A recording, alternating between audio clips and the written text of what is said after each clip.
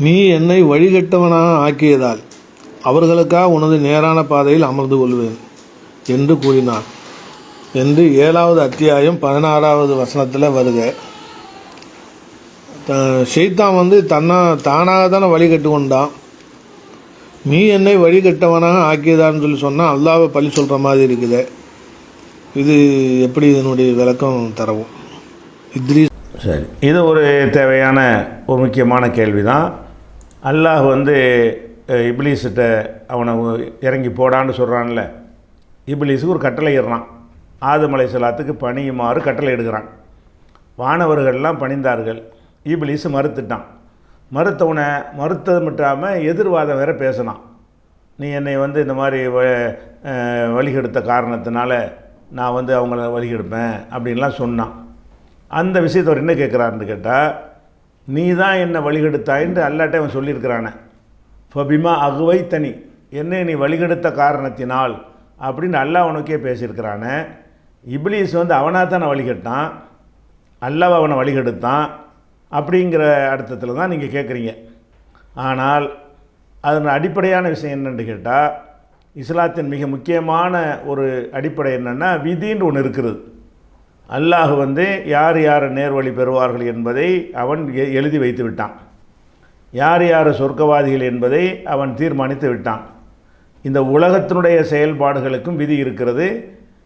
எவ்வளோ ரிஸ்க்கு கிடைக்கும், எத்தனை புள்ளக்குட்டிகள் கிடைக்கும், எவ்வளோ நாளைக்கு வாழ்க்கை வாழ்வான் அப்படிங்கிறது விஷயம் உள்பட எல்லாமே முன்னரே எழுதப்பட்டு விட்டது. அது நடந்து கொண்டு இருக்கிறது. இதான விதிங்கிறது. நம்ம ஈமானுடைய ஒரு பகுதி என்ன? ஆமன்து பில்லாஹி மலாய்கத்தி குத்துபிஹி ஒரு சுலிஹி ஒல்யோமில் ஆஹிரி. 6வதாக ஒல் கத்ரி ஹைரிஹி வ ஷர்ரிஹி மினல்லாஹி தாலா.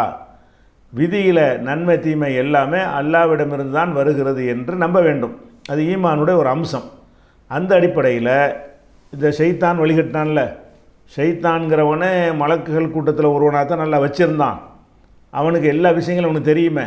இப்போ நம்ம விளங்கி வச்சுருக்கிற மாதிரி இந்த விதியை பற்றிய அறிவு அவனுக்கு இல்லாமல் இருக்கும், அவனுக்கு இருக்கும். அவன் விதியில் உள்ளபடி தான் அப்படி நடந்துருச்சுன்னு அவன் சொல்கிறான். நீ வழிகெடுத்தா என்றால் என்ன அர்த்தம்னு கேட்டால், இந்த ஆதம் அலைஹிஸ்ஸலாத்தை அல்லாஹ் படைப்பான் என்பதும் படைக்க முன்னாடி எழுதியாச்சு. படைத்த பிறகு அவருக்கு அல்லாஹ் பணியுமாறு கட்டளை இடுவான் என்பதும் முன்னாடி எழுதியாச்சு. அப்படி கட்டளை இடும்போது எல்லா வானவர்களும் பணிவார்கள், அதுவும் முன்னாடி எழுதியாச்சு. அதில் இப்லீஸ் என்பவன் பணிய மாட்டான் என்றும் எழுதியாச்சு. அதுக்கப்புறம் அவனை விரட்டி விடப்படும் என்பது எழுதியாச்சு. அதான் நடந்திருக்குது. அதைத்தான் சொல்லி காட்டுறான். இறைவா, நீ என்னை வழிகெடுத்துட்டேன்டா என்ன அர்த்தம்னு கேட்டால், நீ எழுதி வச்சதுனால தான் நான் அந்த மாதிரி ஆயிட்டேன் அப்படிங்கிறது அர்த்தம்.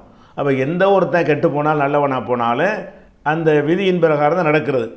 ஆனால் அந்த விதியின் மீது பழியை போட்டு விட்டு நம்ம என்ன செய்ய முடியாது, தப்பிக்க முடியாது. அது ஒரு குழப்பமான ஒரு சப்ஜெக்டு. விதியை பொறுத்த வரைக்கும் அது 2 விதமான கருத்துக்களிலும் குர்ஆன் ஹதீஸ் இருக்கிறது. அது தனியாக பேசிக்கொள்ள வேண்டிய விஷயம். இப்லீஸ் எதற்காக சொல்கிறான் என்று சொன்னால், இவன் வழிகட்டு போக மாட்டான் என்று அல்லாஹ் எழுதி இருந்தால் இவன் எதிர்த்து பேசியிருப்பானா? எதிர்த்து பேசியிருக்க மாட்டான். இவன் எதிர்த்து பேசுவான் என்று அல்லாஹ் எழுத போய் தான் அவன் பண்ணனா. அதை தான் சுட்டி காட்டுறான். நீ என்னை வழிகெடுத்து விட்டாய், அதனால் நான் போய் மக்களை வழிகெடுப்பேங்கிறான். அதுவும் விதியில் உள்ளது தான். மக்களை வழிகெடுப்பான்னு சொல்கிறானே, அப்படி சொல்வான் என்பதும் விதியில் உள்ளது தான். இந்த மாதிரி பேசுவான் என்பது கூட அந்த விதியில் உள்ளது தான். அது விதியை பேஸாக வைத்து கொண்டு சொன்ன வாசகம் தானே தவிர, அல்லாஹ் வழிகெடுத்தானடா இவன் தான் வழிகட்டான். ஆனால் இவன் வழிகட்டாலும் அது அல்லாஹ் எழுதாமல் வழிகட்டிருப்பானா? அதுதான் அதுக்கு அர்த்தம். அதனால் விதிங்கிற சர்ச்சை பல தடவை உங்களுக்கு விளக்கப்பட்டிருக்கிறது.